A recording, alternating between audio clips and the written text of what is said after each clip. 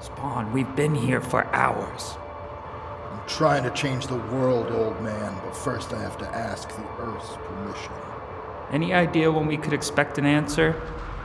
The planet operates on its own time. We wait until we get a sign. Now be still. I have to podcast.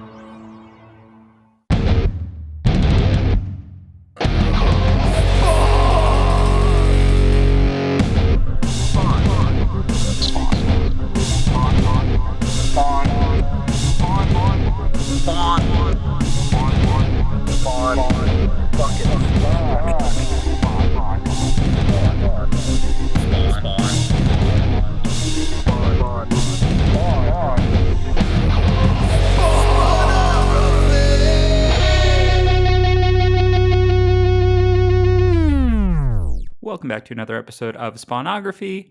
I am one of your hosts, Pierce Lyden, pronouns they, them, here with, as always, George Marston, pronouns they, them, or she, her. How's it hanging, Pierce? How's your week? It's going all right. Yeah.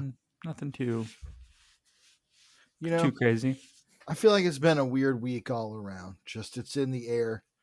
Some stuff happened in the world this week that was just still really hard to process. We don't need to get into it.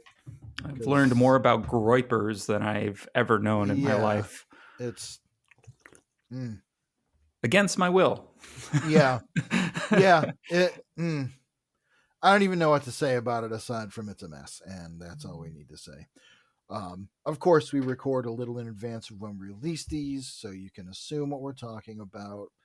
I don't want to get into it any further than that. But that totally has set the stage for a very weird week. That's all I mean. Yeah, it feels like this has been it's been a weird year in general, I think. And this feels like, boy, the fucking season finale of 2025 feels like it's going to be a real fucking barn burner. Oh boy. This is just, I don't know. Yeah, it's all wild. And we are here to talk about something that is also kind of world threatening and dire, but in a way that actually has no stakes at all in the real world, which is what I kind of love about it. That being, of course, America's favorite comic, Spawn.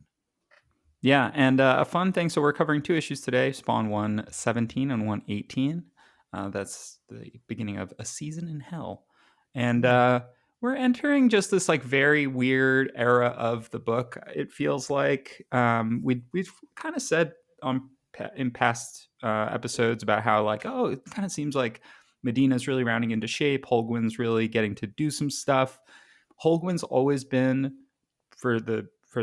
since around 70 when he joined the book, pretty concerned with the lore of Spawn and sort of piecing the continuity together in a way, stitching it all together in a way that makes it feel additive, and like, but while still like kind of playing the hits, right? So we're seeing old characters come back. We're seeing kind of the rebirth of some ideas. We just got the Redeemer, a new Redeemer, right? And I think that it's almost like Holguin looking back at past issues and being like, we just have not seen this character in so long. It's time to do something with them. I do think that he's freed up a little bit by the fact that like Bendis had the Sam and Twitch book going. There's also Hellspawn. So there's other stuff that's sort of adding to the world of Spawn without everything needing to be in the main title all the time. And, we just did the Kingdom arc where we met Twitch Williams' son, and we got kind of still a check-in with Sam and Twitch, but then they don't need to be back. Like we'll get into it, but we don't even get like 2 pages of them to just check on them. It's fine. One cool thing that happened to me. I'll finish what you're saying. Oh no, I was just going to say that it's very much feeling like a Spawn universe where reading the main title is giving you the Spawn of it all, but it is not necessarily giving you all the little side bits anymore, which is kind of cool. It's kind of cool to see the line grow in that way. A cool Spawn thing that happened to me this week was there's an Ollie's discount store by my house that sells like cheap comics and stuff, or like outlet comics. And one of the things that they sometimes have are those like old school packs of like multi packs of comics or Hmm. whatever that you used to get at like a gas station. I got a couple of those this weekend.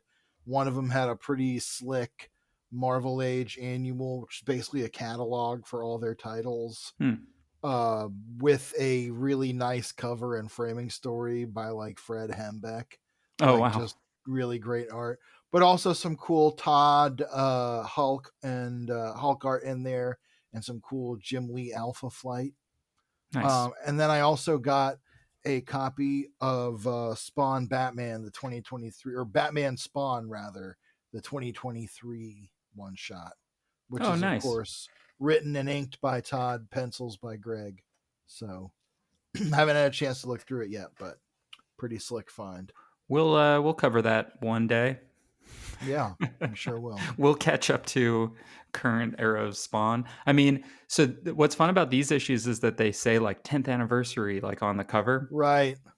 So we are fully 10 years into the run of Spawn, which is like Wow. pretty cool to think about. Yeah. And 18 Um, months into our podcast, essentially. yeah, yeah. So So pretty it's good. been a journey, which means that like Yeah. at this rate, we will catch the main title in like 4 years. Okay.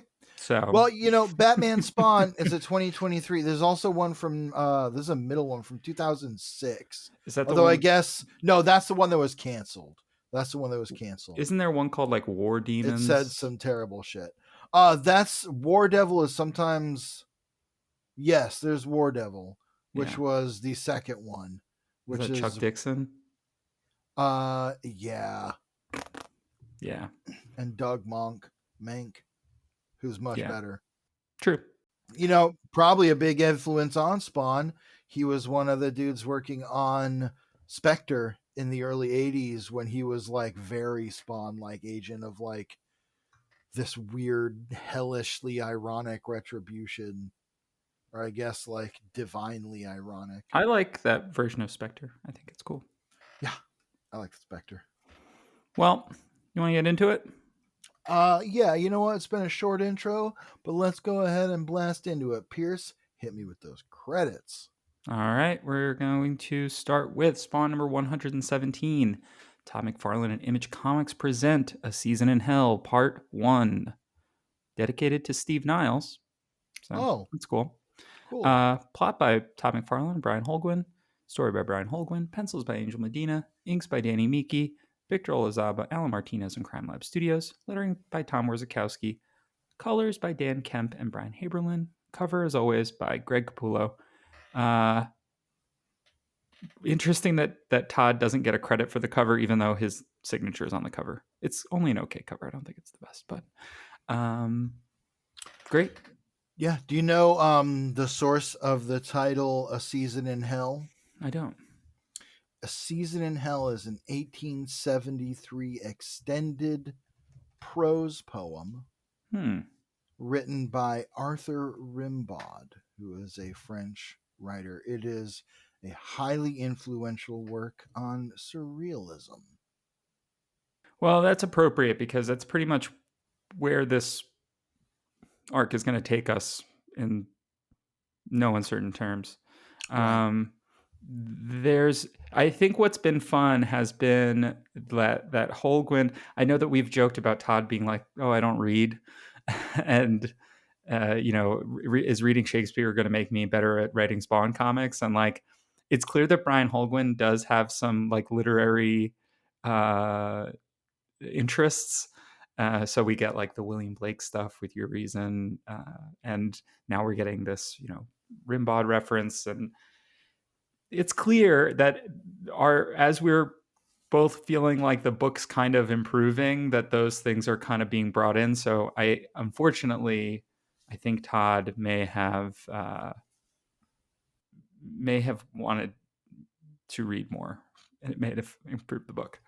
Well, speaking of reading more, just to talk a little bit about A Season in Hell, because I think it will be very interesting to have this perspective as we get into this story, especially the second part. Okay. It is 9 different parts. There's the introduction, which, talks about how the narrator's been damned. There is a story. The second part is Bad Blood, which is about his ancestry. The third part is Night of Hell, highlights the moment of the narrator's death and entry into hell. Delirium 1, the foolish version, the infernal spouse.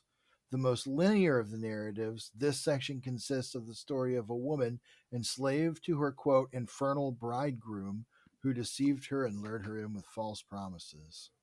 Delirium 2, Alchemy of Words. This is about lost hopes and broken dreams. Then there's The Impossible, which seems to be about an attempt to escape from hell. Lightning indicates a surrender on the part of the narrator. Then there's Mourning, which is a conclusion that says he's finished his account of hell. Then finally, there's Farewell, which alludes to a change of seasons from autumn to spring. The narrator seems to have become more confident and stronger through his journey to hell, claiming he's now able to possess the truth within one body and one soul.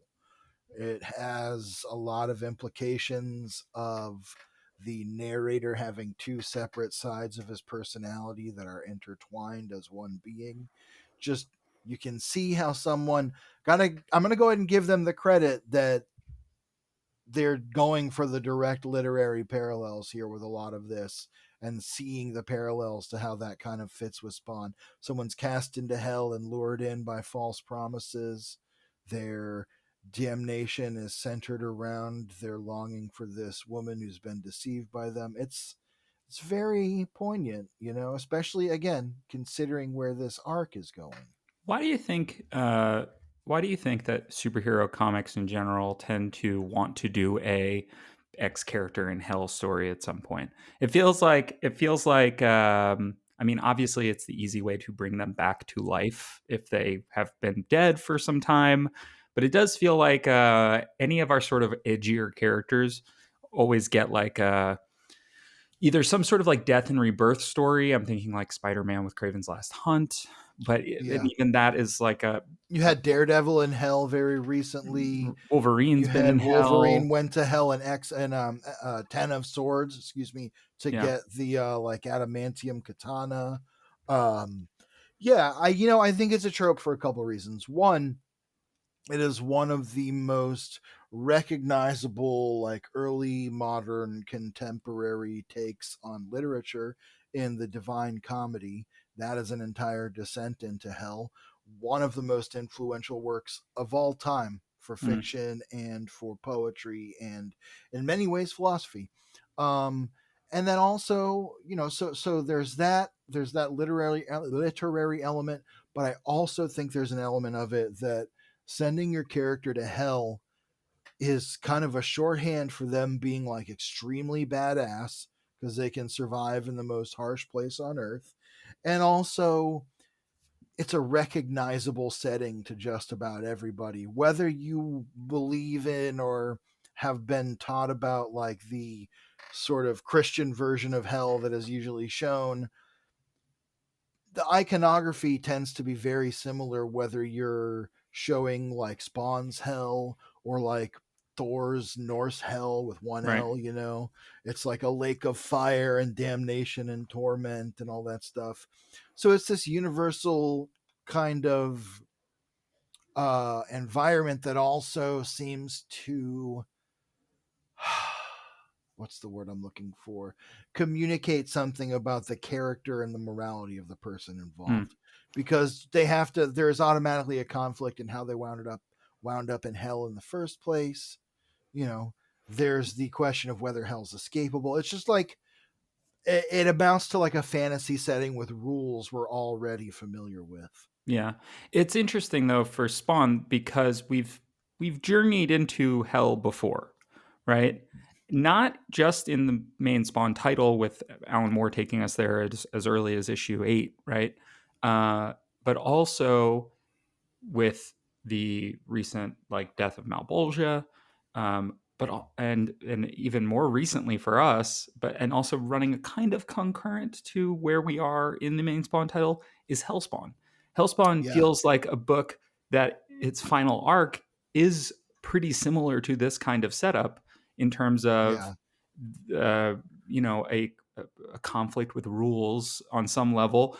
I will put also that like Mammon and Hell, the demon Hell, that this time, which is that'll Right. be confusing, are pretty similar characters in the way they're used in these two arcs. So this is, I think, a I think The that connective tissue feels very natural between the two yeah, titles at this point.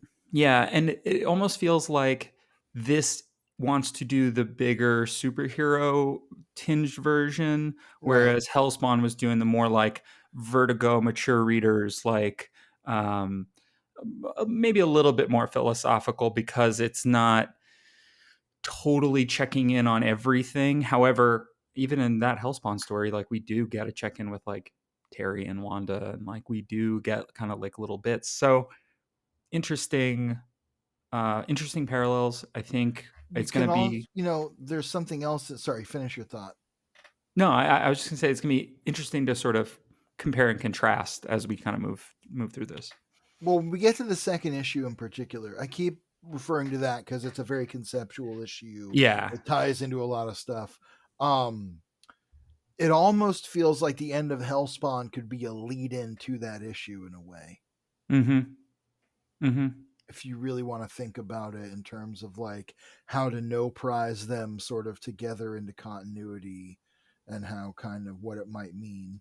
Because you're right that there are some thematic things here that like, okay, Hell wanted Spawn to remake Earth into Hell, right? Mm-hmm. And so that whole arc was about him seeing what, Hell on Earth would be like. Meanwhile, this arc kind of centers a lot on Spawn wanting to use the power of Hell to change Earth into a paradise. Right. Like take that ability of Hell to remake the Earth and remake it into something that's actually positive. And so, yeah, very similar and kind of complementary trains of thought that I like that quite a bit. I like having the context of having read Hellspawn. I feel like we pretty much caught up on where a lot of stuff was in the beginning of this episode, but Mm-hmm. where we just left off is Eddie Frank, who we of course know as the older brother of the two brothers who Spawn sort of intervened in their lives and Spawn across America, made their abusive dad really angry, and Eddie was forced to shoot him to save his brother from being murdered by his father. And it's derailed their whole lives. Eddie's been in juvenile detention. He's finally out, and he gets out, and it's kind of unclear exactly what happens, but he is shot. He might have done it himself. He might have been shot by someone else, like a cop. He has a gun when you see Right. him Yeah. first, and then He's taking matters into his own hands, and through that, he ends up a little worse for wear, we could say. yeah, and he is unconscious in the hospital. And as he's unconscious, the last thing that happened was his like soul rose from his body as the Redeemer, the new Redeemer, with the like big green elemental wings. Just a super, super cool rendition of this character. Yeah. It. So we open back in the hospital, and the doctors are so confused. He's not dead. Eddie Frank is not dead, but since his soul's not really there, his heartbeat is only going once every minute. So his heartbeat is like Right. extremely low. EKG, the EEG doesn't even chart, so his like mind is not there. They're not really sure like what to do. They don't understand Yeah. how he's still alive. It's just that his body is kind of empty, and it says even in the narration, Eddie Frank's spirit is elsewhere, and we cut to this pretty cool double page spread um, Yeah. It's of great. Redeemer just flying all over the place. Um, Yeah, his wings are so cool. I love the green energy that almost it feels like the heavenly version of Spawn's like green energy. There's like a little gold kind of sort of tint in it. I really love this. Redeemer is such a cool character, and this version of him really kicks ass. yep. Meanwhile, what's happening is the Redeemer is searching all through New York trying to find Spawn to fight him because Eddie Frank, who is now the Redeemer, believes and has been twisted, we'll see sort of by who, into believing that he actually didn't have to kill his father, that his father wasn't abusive, and that Spawn is a devil whispering in his ear to ruin his life. Right. Which is why he's doing this really cool sort of like, it's a very inverse of Spawn, where Spawn always knows where to go. The Redeemer is just like overseeing everything. Spawn's in the deserts of Tunisia, aka Tatooine, the place where those scenes from the first Star Wars movie were filmed. But here, these kind of shooing away scorpions. It's kind of funny. Cog is with Spawn in Tunisia, and Cog's kind of like shooing away these scorpions, saying "not yet." And you get the impression that they're like Spawn's bugs or whatever. Yeah, they're pretty scary, weird looking scorpions. And we'll see kind of more of them later in a different context. But yeah, this is kind of where we took our little quote from. Cog is like, we've been here for hours. Spawn obviously is tapped into the green space. Yeah, the green world. The green world, yes, thank you. Where we know his powers were upgraded to be more in touch with like the natural energy of Earth, kind of a more neutral power between heaven and hell. And since he has this plan to use the powers of hell to sort of like, terraform Earth into a paradise, he is asking the Earth if it's okay, because if he doesn't, he's liable to have to fight, Urizen or something again. Yeah. And while while Cog's waiting for Spawn to sort of commune with the Earth, and he says, the planet operates on its own time. We wait until we get a sign. And Cog's like, a sign, huh? And he starts to see almost like the North Star, like shining really brightly, but getting closer. And it's Redeemer. Redeemer has found Spawn. He's flown halfway across the world, I guess. He figured it out. Divine power. Yeah. And another super sick double page spread. Yeah. This reminds me of like an Archangel, like a Walt Simonson, like classic Archangel kind of spread, especially like the shape of his wings, and he's throwing the like energy blasts, fireballs. Yeah, it's cool. So sick. This version of Redeemer is growing on me by the second. Like, I've always been partial to the like black and purple kind of one with the anti-Spawn logo on it, which is pretty funny. But yeah, it's very Silver Agey, but he looks great. Very like angelic warrior. Meanwhile, he starts lighting up Spawn and Cog. At the same time, we cut back to Eddie Frank, and here he is being visited by none other than Mammon. And Mammon has a box. And correct me if I'm wrong, is that the same or a similar box from... That's the box that he got from Japan from Ben. That's right. That's what I thought. Yes. Yeah. Okay. Same box. That's and what I thought. He also... I hadn't flipped back to double check that it looked exactly the same, but yes, that's what I thought. He also has a newspaper where we do learn exactly what happened to Eddie Frank, and it says Terminal Terror, Youth Shoots Self, Import Authority Bus Terminal. So yes. we do know that he had attempted to take his own life. You get the impression that he wanted to get close to death. Yeah. That like he did it in a public place so that he'd have the best chance of survival. He also shot himself, I think, in the chest. Yeah. We should have clear to us, trigger warned that for self-harm, but it happens. We won't get into it more than that. Memon is kind of looking him over, and he leaves the box with him. He's kind of saying, shall I read this to you? Once upon a time, there was a boy who loved his father very much, and he trails off. Going to be interesting when we come back to that in a second. But first, we get this super cool page of Spawn using his cape as a shield. Yeah. Yeah, the chains flying around. I love this whole fight sequence. Spawn is just like, who sent you? What do you want? And he says, vengeance. Vengeance and absolution. And like Spawn's chains are whipping out around him. Spawn is getting blasted into the dirt by his energy blasts. Fucking...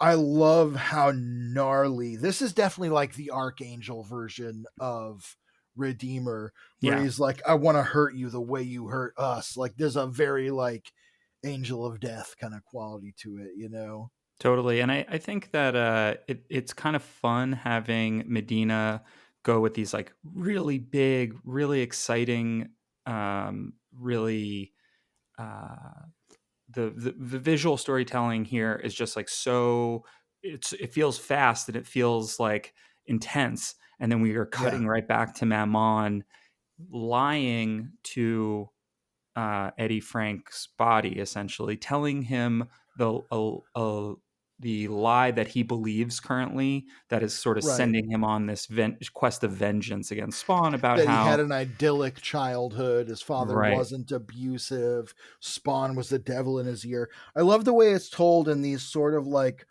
almost stained glass storybook esque panels. I like also that it kind of implies to begin with that the person who's been spreading those lies into his ear is none other than Memon, yeah, which literally the devil whispering in his ear. Because, yeah, of course, this isn't quite what happened. Spawn tried to help, didn't do it right, did it in maybe the worst way possible, and set up unwittingly but inextricably the course of events that altered is it Eddie and Andy Frank's lives. yes, Andy's the younger brother. Um, cut back to the desert. Something very bad happened and the father died. What a shame it is when a good man dies before his time. What great deeds, wondrous achievements the world is denied by his loss. As this is in the narration, you kind of get that that could be about Spawn too. yeah. This is where a lot of that, some of the more experimental nature of this arc is starting to come through, where Holguin is realizing the power of juxtaposing these sort of lies that Mammon is telling Eddie with the lies that Al has been told to this Yeah. point. Um, you More know, parallels between Spawn and Redeemer. yeah, and also, we talked about this a little bit the last couple episodes, and it was just sort of as Mammon has made his presence more visible within the narrative, is that it does feel like we're starting to get a Doctor Doom, a Mister Sinister type, a guy who's operating in the shadows that's not Right. engaging with Spawn directly or sending cyborgs at him or whatever, But he's like scheming and building this sort of correct. yeah. And This that he's sort of sending, basically, like that he's sort of insinuating that there's a lot more to this story than we actually even know, which 120 issues into a comics run, like I think it's okay for you to pull the everything you thought you knew is wrong, right. I think that that's Right. okay. And I 10 years on, I that feels like a natural point at which to do this, if that makes sense. Yeah, absolutely. And gosh, I love this fight scene. I love this top panel of them like just in this huge burst of energy as they're clashing. I really love the parallel. Giving Redeemer wings makes so much sense. Hmm. And I love the parallel of the wings with Spawn's cape in this panel in particular. The chains flying around. Spawn's like, Win, is that you in there? Because the last time we saw a Redeemer, it was Win. Right. The thing we know about Redeemers is that unlike Spawn, who is doomed to this eternal agony, Redeemers tend to burn out pretty quick. They are also created by angel scientists on Right. a They're spaceship. like, yeah, like angel aliens. Yeah. Yeah. Yes, exactly. Um, and so, Spawn and Redeemer are just going at it. It's this knockdown, drag out, brutal fight. The art is awesome. The colors in these both of these issues, by the end of the second issue, I'm like, holy fuck. We'll Yeah. talk about the colors. But here they look great. They are really enhancing this fight scene because they're really almost like tonal in the way that you're getting Spawn's red cape, Redeemer's kind of greenish gold wings, the blue gray background, the gold energy, and they're all kind of these big bursts of color that make it very legible Yeah. while also really selling the just like level of energy blasts and chaos and I really like how Redeemer has these sort of like halos, this like mm-hmm. halo energy effect around him that sort of echoes Spawn's chains in a way, um, Yes, I but was just makes thinking that. him a little bit more visually distinct. Allows the colorist to play with another piece of the palette, Yes. to help break things up. I will also say that despite the, we've remarked on sort of the almost like anime manga stylings of Medina's art, um, pretty legible fight scenes. Like Oh, absolutely. I really get, yeah, I get what he's going for. They feel really impactful. These some of these panels. This double page panel across the top of this spread where Redeemer is using his sword to blast Spawn with that energy, with the halo coming out around him, like you said, and Spawn's getting like blasted in the chest and being knocked backward across the other page. It's just so great looking, and the colors in particular. We talk about computer coloring and how it's really coming into its own. This is when they were really figuring out these nice color holds. So Mm, like that the inked lines of the energy blast are rendered in like gold orange with the kind of like very sort of yellow tinged white in the background, and they have that like burn effect halo. Looks fucking great in a way that like computer coloring really getting to the point where it's a the enhancements it's capable of are really coming into fruition at this point. And it looks fucking great here. It all yeah. looks great. And Redeemers, I oh gotta yeah, go hand it to ahead. the inking team as well. Yes. There's some The inks on the really background of this, just those speed lines even. speed lines, and I think that the speed lines also really are. I'm so curious to know if they're in the original pencils. I have to imagine they probably are, but the Probably not with that much texture. right, probably not with that much texture, and also, but the going with so much black to contrast the energy blasts It and things almost like has a that. Kirby crackle kind of effect. Yes, and it also feels like manga, right? If you're like Yes. reading a Dragon Ball Z kind of comic, like it feels like that. And it just really helps those computer colors pop a little bit more. It feels like these pages are glowing. Absolutely. That's exactly what I'm saying. And Like it's so a lot cool. of it is because of how they use those color holds, all that kind of stuff. It looks great. And they're not overdoing with those either. A lot of the time, color holds are, of course, when you turn the line art, the black line art, into a different color. So, like on these pages, Redeemer's Energy, it has line art in it, but it's not black. It's like I said, it's like an orange gold kind of color.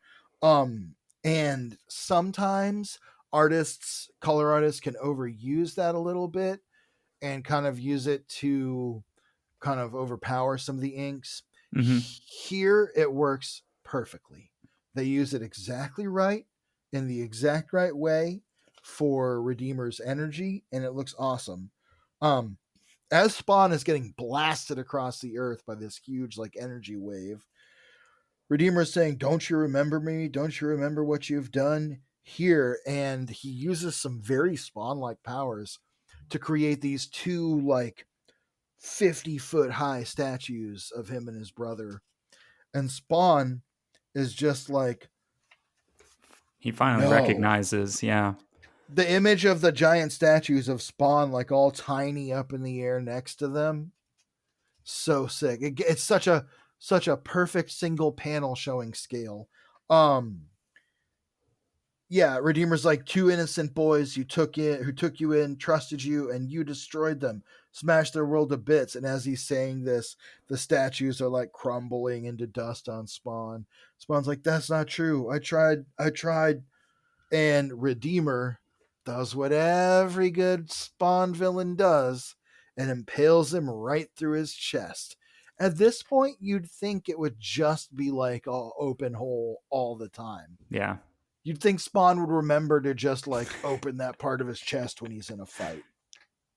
He does. It is funny that that is like his biggest weakness is getting stabbed or shot through the chest. Yeah, Or I guess he got dismembered that one time, but right. That's true. That by the curse, that was awesome.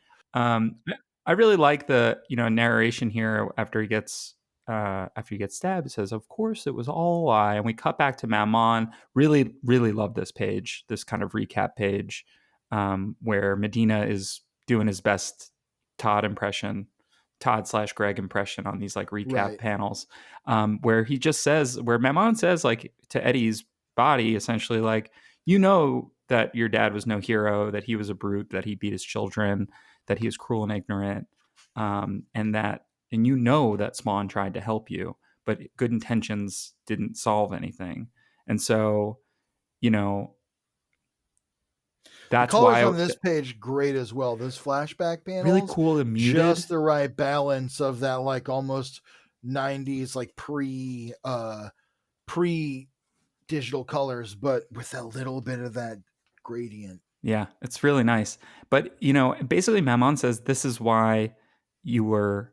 Yeah, it was so easy for me to manipulate you. And he says, you're so trusting, it'll be the death of you if you're not careful. And the Eddie has a seizure at that point. Back in the fight, we get this super cool vertical panel of Redeemer with Spawn impaled on his sword, like launching upwards in this huge blast of energy. I love the like almost Havoc-esque like Mm-hmm. halo rings around the energy there. And Spawn is kind of like the holy fire is like burning through him. And as they're trying to revive Eddie's body, his soul as Redeemer is kind of having a meltdown. He's saying, lies, it can't be true. Oh God, what have I done? And he kind of like, once again, burns out and launches himself like into the stratosphere, leaving Spawn to fall to earth. He falls down all broken, one big boot laying askew, his cape all spread out, and his green like blood and Guts. guts spilling everywhere. Now the scorpions come, and they're not just scorpions. They are like Fleabiac scorpions. Yeah, they're cool, like demon guys. And they drag Spawn down into the dirt of the desert down below, deep, deep, deep into the ground, leaving Cog calling out for Spawn as all that's left is just a tiny hole in the earth. And with that, Pierce, hit me with those credits for Spawn 118. All right. Spawn number 118, Todd McFarlane Image Comics present A Season in Hell Part 2, dedicated to Brian Jennings and Judy Salzberg, who I couldn't find anything out about. And then all the credits are exactly the same as the last issue. Probably entertainment people or someone's sometimes I just Google people's names and like Todd McFarlane or Spawn, and all that came up was this issue. So, it is what it is. All right, then. This issue is going to open in a totally different place than we were before with it is Lord Covenant's wedding night. The entire village of Rill came out to celebrate, and a great feast was held. Now they are alone, he and his bride. He pulls Cheyenne to him. And there's some kissing. Gross. There's also, this is like a Conan type guy. Like if you see him in this thing, he's wearing that like gold scale mail and shit, and like kind of very barbarian looking. And his bride, Cheyenne, is just kind of a typical like princess.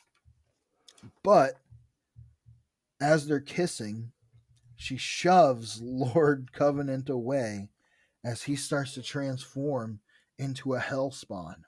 Now, Lord Covenant the Hellspawn is like a Conan Hellspawn. Yeah, his name's Ulrich Ulfsson.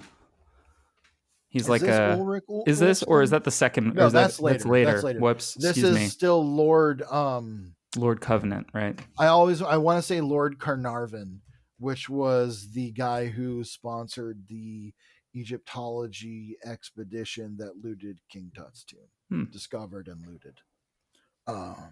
But yeah, this design, this like barbarian Spawn looks pretty sick. He's got the like Conan style like ringmail kind of skirt. His belt is this like big kind of almost Danzig looking like ram skull kind of thing, skull with big horns. Yeah, for more on Lord Covenant, read Spawn the Dark Ages. Yep. Yeah, so his own people start to attack him. As he starts to run out, it says his soul crashes in despair. Covenant's world grows hazy, his head echoing with a hard, ungodly sound. The anguished howl of some damned and tortured beast. This is what it was. God damn it. when we were trying to figure out what the quote was, it was this: Covenant's world grows hazy, his head echoing with a horrid, ungodly sound.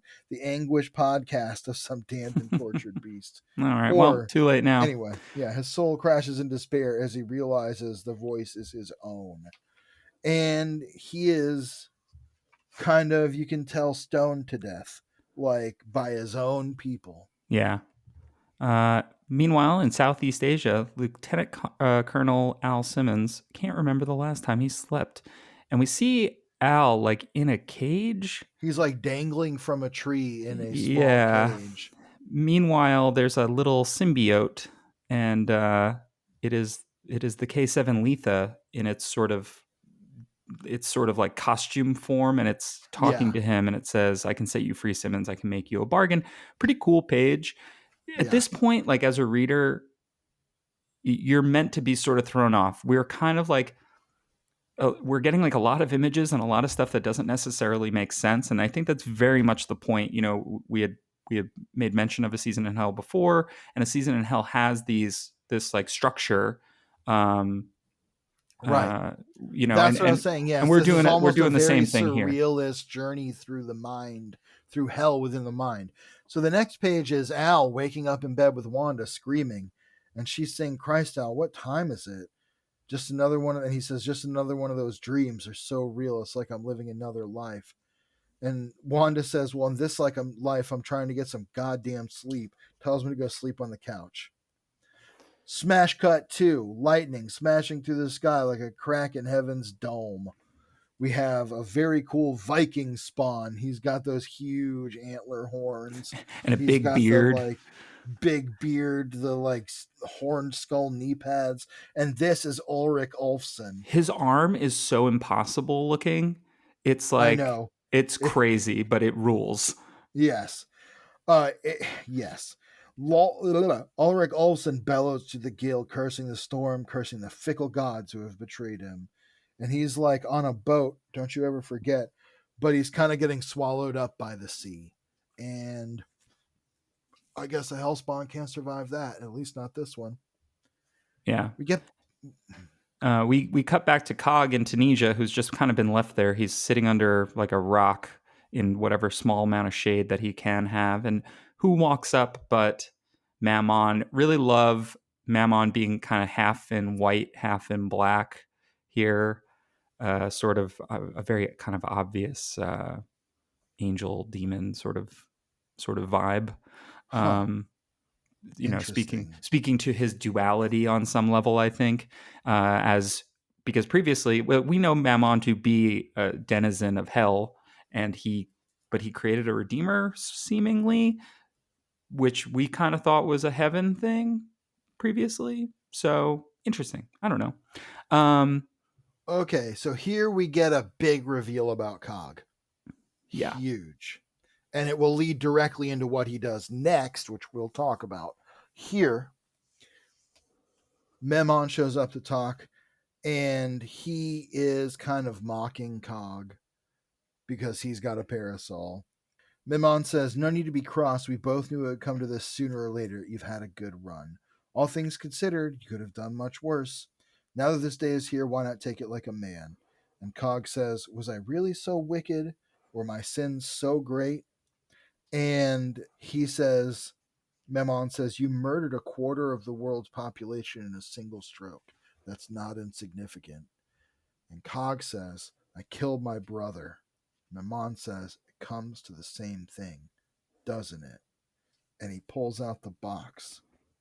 He doesn't do anything with it, but he leaves it with Cog. And he says, "By the way, there's a tree about 10 miles east of here. I thought you'd like to know."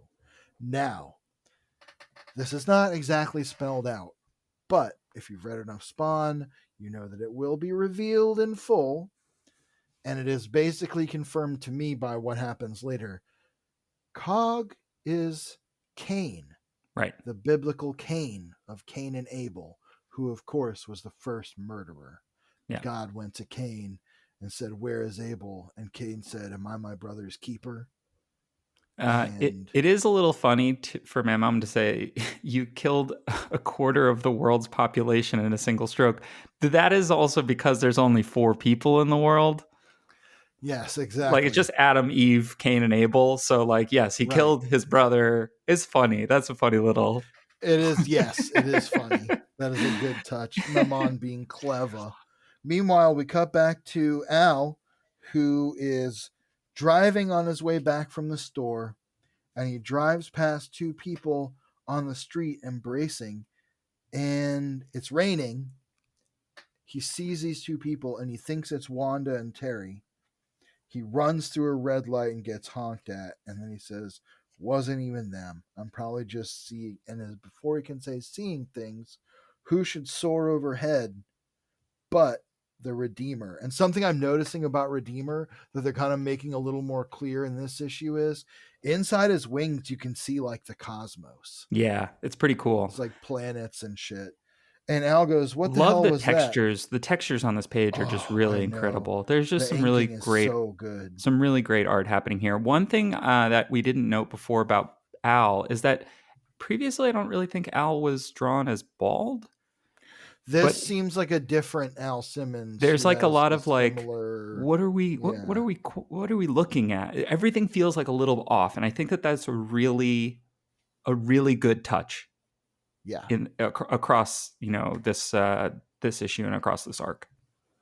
So, yes, and I love the colors on Redeemer here.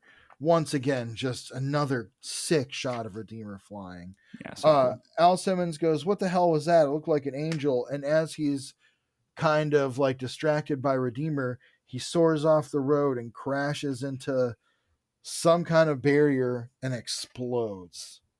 Yeah. And And he gets consumed by flames, which that has kind of become the new way that he was killed when they retcon the yes, chapel thing into right. it He being was Jessica burned. He was shot Priest. down and burned alive. Right. So, and And which is also what we see in the movie. So it's kind right, of, it's lining up with that. So like brutal. now things are moving a little closer to what we know in a way, but it is still wrong Yes. because that we know it wasn't a car crash. So yeah. Now we cut back to the desert. We cut back to Cog. He's wandering through the desert until he finds the tree. What does he find? I love the vultures here. I don't know if there are vultures in the deserts of Tunisia or not, but maybe. And they look great. I love this close up on a vulture's face up here. Yeah, it's awesome. Vultures, very fun birds to draw too.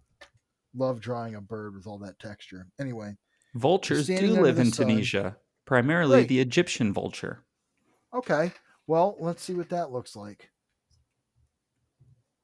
That does make sense. Yeah. All right. Great. Okay. It Welcome to looks a little different. birdography. I love birds. I love birds. An Egyptian vulture looks very different. Holy shit. Yeah, An this is more Egyptian like a vulture. California condor, right? Yeah. The Egyptian vulture looks like if fucking. Okay, he's got the hair. The. How do I describe this thing? It looks like John Romita Jr. drew a bird. It's got Typhoid Mary's hair and this huge, weird yellow face. It's all white, cool looking bird with like brown wingtips. What a beautiful bird. What a weird looking, not what you expect from a vulture, but similar. It's got that carry on bird kind of bare, Yeah, featherless the face. one Anyway, drawn here, is much more of like a turkey vulture. like a recognizable, like What when you you think picture of a when you vulture think of first, vultures? Yeah, Egyptian vultures, pretty cool. yeah, cool but Um, different. Anyway, yes. So Cog stands on this sand dune and watches the sun go down. And he goes, "Fine, let's get this over with," and walks towards this barren, craggy tree. Now, once again, I will give a trigger warning for self harm. Gonna discuss it briefly because it's important symbolically here. Cog goes to the tree and he hangs himself. Now, this is significant because supposedly this is how Cain died in the Bible. right. So, another connection there. There's a lot of, it's interesting because there is a, what's the word I'm looking for? There is a sort of like mythological interpretation or folkloric interpretation of Cain as a vampire. In Vampire the Masquerade, the game, I believe Cain is the first vampire. Oh, okay. Because, yeah, anyway. So we cut to another Spawn. This guy apparently, he's this is kind of a problematic Spawn to me a little bit. This is a cultural appropriation Spawn, Yes. sort of. His name is Harun al Majnun, which I Yes. don't And okay, know what that means. Balakesh is in Kazakhstan, I believe, according to geography. Um yes. Anyway, he is charging through the desert, and all these demons are coming towards him. And he takes out the horn of, or the trumpet of glory, which kind of reminds me of like the horn of Jericho, Hmm. or the horn of Joshua. More biblical references. Joshua's horn, of course, was, How felled the does walls of he Jericho. how does he blow this if he has got no lips though? Well, that's kind of funny because when he tries, no sound comes out. You can see it like in between his Yeah, teeth. but He like, tries again and again, but his efforts are met only with silence, which is very funny. And of course, we see the city burning. Meanwhile, there is a funeral going on for Al Simmons. He's being buried. Meanwhile, he's kind of soaked in rain. And he's saying, Wanda, hello, what's going on? Why are all these people here? No one seems to be able to see him or he's got interact no with him. shoes on. And here's where things get a little weird, because when we see Wanda in some of these panels, she is a white woman with blonde hair. Yeah. Now, there's two thoughts about that I have. Three, technically. One could be that it's just a weird coloring error. Two is that it is connected to Cheyenne, the like ancient bride. Or three, that this is somehow related to Spawn trying to turn human again Hmm. and being a blonde white guy. So I do think that it is most. I don't think it's an error because it gets corrected on the same page. So I do think it's it kind of goes back and forth. yeah. But I think it's on purpose. And again, I think it's Right. just meant to throw us off as readers. So now at this point, we have met three different alternate spawns. We have seen sort of this alternate history of Al's life, right? Where we never knew that he was having dreams of being of the Spawn suit before, and Right. we were never given any sort of indication that Terry and Wanda might have had some sort of tryst that Al wasn't aware of, right? We're getting all these like it's almost like ultimate universe Spawn in a way, right? We're getting Right. this like alternate reality of what his life could have been, and so I think that it's just meant to be like, hey, you should know that Mammon is fucking with this. Something's fucking with Right. this. Something's weird here. Yeah. It's a like there's kind of a twisted like Black Mercy kind of thing, where instead of showing what you want, it's giving you the worst version of that in a way. But yes, Al goes and hides in his basement, and as he's hiding, some creepy rats with green tongues kind of come out of the shadows. Love that panel. Yeah. And who should be standing there but Spawn? Gotta say, maybe one of my favorite Medina Spawns yet. Really Just looks cool. so good. Love this little And fly in the foreground too, yes, with like one eye. yeah. He says, like a vacillator fly almost. Yeah. He says, it's not too late to Spawn says it's not too late to strike a bargain. I can end this for you. All this suffering, this pain, I can set you free. And you see that Al here is being tempted by himself in a way. He Mm-hmm. says, Spawn says, surrender your burdens and you'll be free again, but you must give me your power willingly. We both know you never wanted it. And as Spawn is saying this, he's turning into who else? The Violator. And Al, the Dream Owl, says, "Power? What power? What are you talking about?" Violator slash Spawn says, "I can be patient. I'll give you some time to think about it, but not too long." Then we get to Cog, and he's going, wake up, Spawn." And we see that Cog is trying to rouse Spawn, who is chained to a rock sticking out of the like a pillar of stone. Yeah. Uh, And and he's got Cog his is like trying to arms free like him outstretched, almost like he's been crucified. in a way, Uh, yes. you know. And Spawn says, "Cog, is that you? Where am I?" And Cog says, "Hell." And now you learn why Cog had to go here and do what he did, because he had to get to the other side, like the chicken who had to cross the road. Yeah. Now, the next page is so sick. Cog says, "Hell, we're in hell." And this page is fucking Redeemer flying around, absolutely laying waste to all these demons. Yeah. And what becomes clear is that Spawn has been dragged to hell, and Violator is trying to get him to give up the power that he has that belonged to Malbolgia so that he can take the throne. Very cool. Love our guy Violator. Another parallel to Hellspawn. Mm-hmm. Gotta say, Hellspawn's Violator may be my favorite Version of the character. Hellspawn reinvention. Mm. In a great comic full of those. I mean, maybe my favorite version of the character. I like the classic version, but it works so great. Such a great alternate take on what you can imagine as like the text description. Cygor also great in that. Yeah. I think that what Niles and Holguin have really done is by sort of getting rid of Todd's eternally street level take on this world, and by infusing it with some like just larger mythological stakes, by doing this sort of like parallel to A Season in Hell. I don't think that Holguin is like, by naming it A Season in Hell, even, right? Holguin's not holding back that this is a literary No, reference, right? He wants you to go find that out, and he wants you to go like, okay, this is like how I would reinterpret this through the lens of a Spawn comic. The other thing that kind of helps is that we've gotten rid of the sort of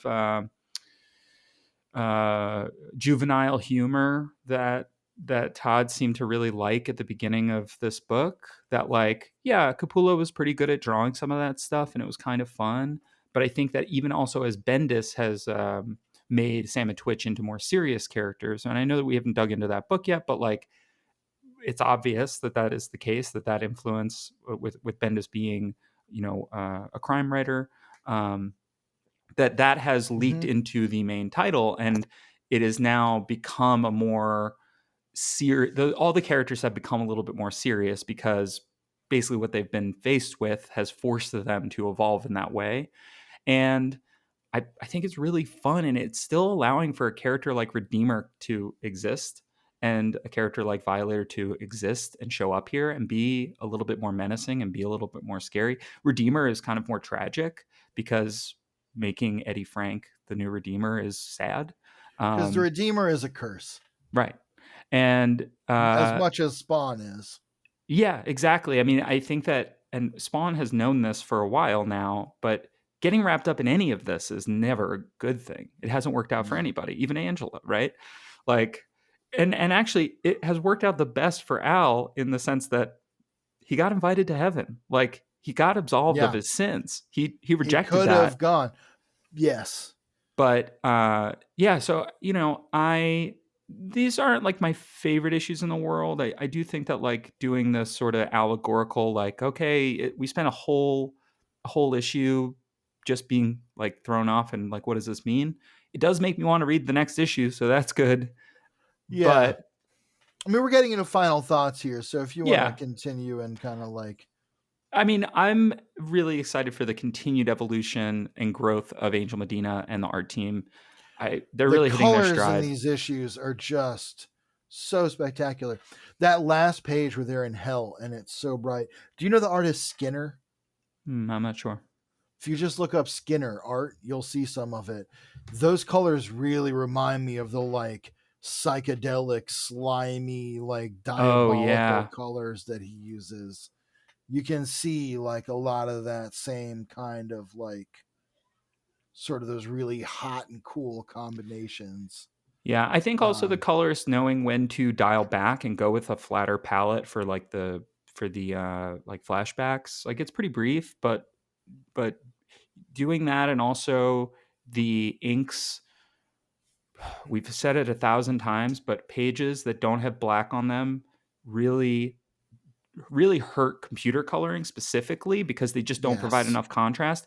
And the art team here using black to emphasize, in again in a very manga-esque way. So good, but also in a very Kirby-esque way as That too. well, Yeah. you know?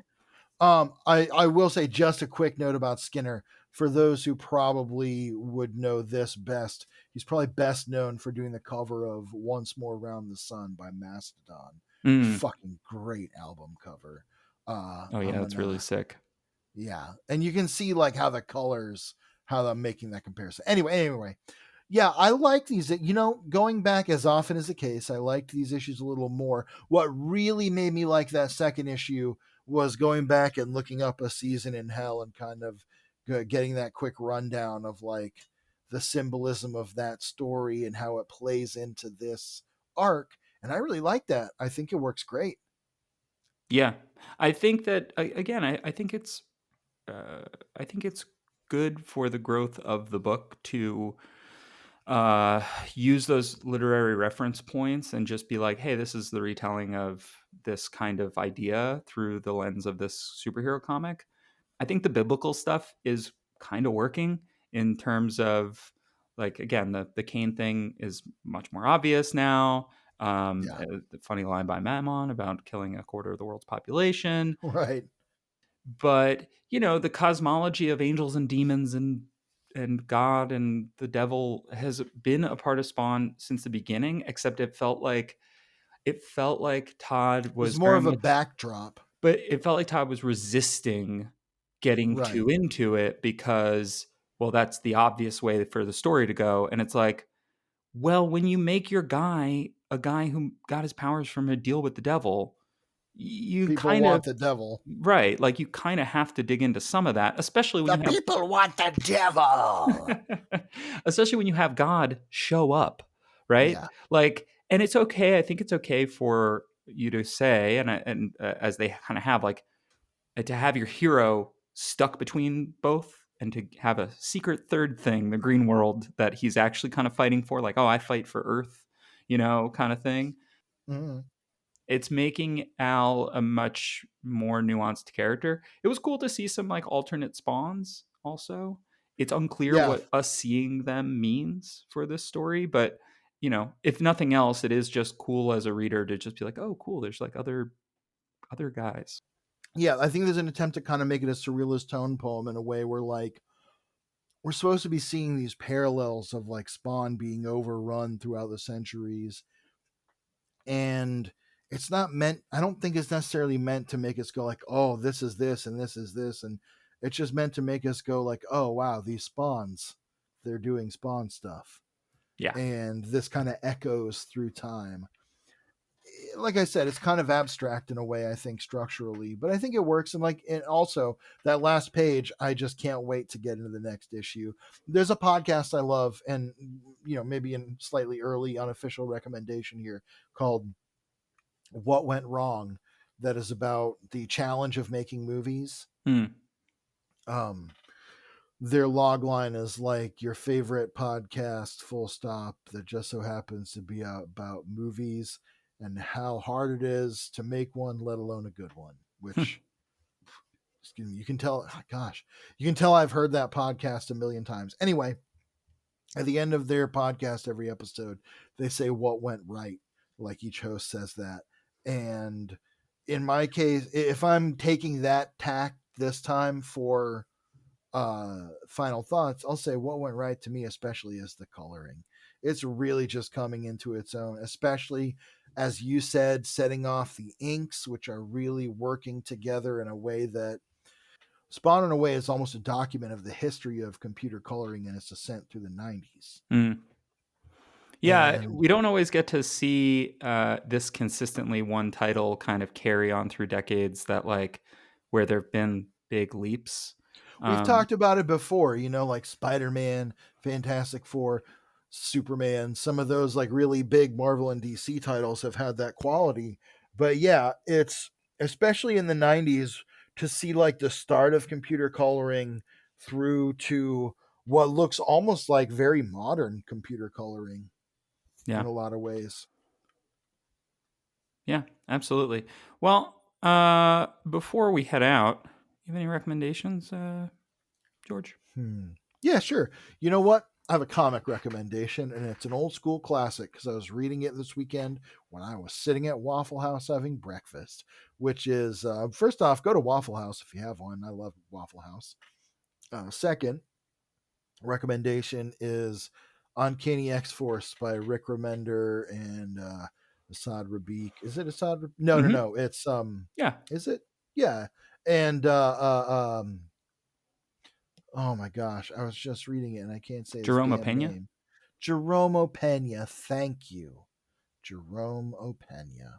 Great comics, really fun. My favorite Deadpool has ever been. It is. It does have one of my favorite Deadpool bits, which is the spoiler alert for a comic that came out 15 years ago or whatever it was. 78 years ago. When he's nursing Archangel back to health. My favorite scene in the whole comic Yeah. where, yeah, they're on the moon and Archangel is like dying because he's fighting Apocalypse or whatever. And as Pierce, I'm sure, is about to say, Deadpool is like feeding It's like feeding Wade him meat. or feeding Warren Worthington, feeding Archangel this weird meat. And Angel's like, "Where'd you get this?"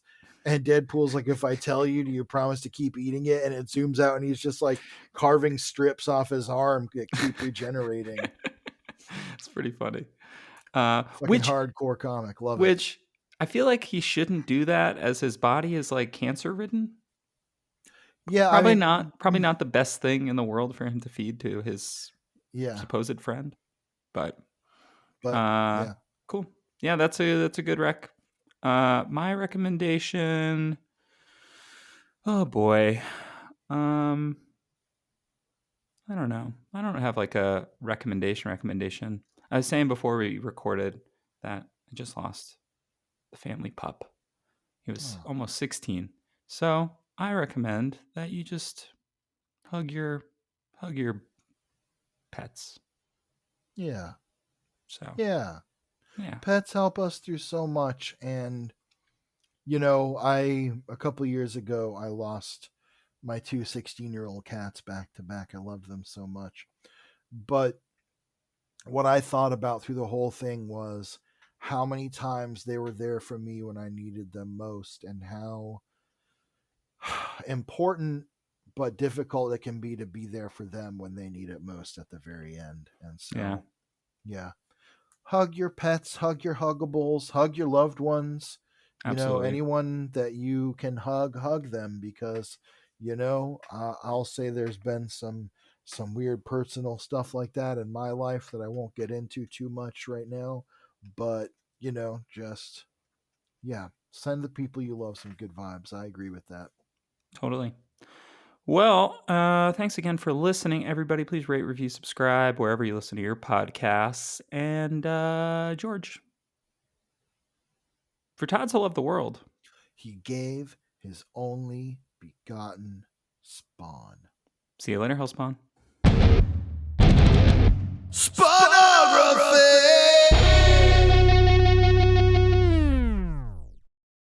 Spawnography is recorded in Athens, Georgia, and Queens, New York. It's produced by me, Pierce Lyden. Our theme music and logo were composed by George Marston.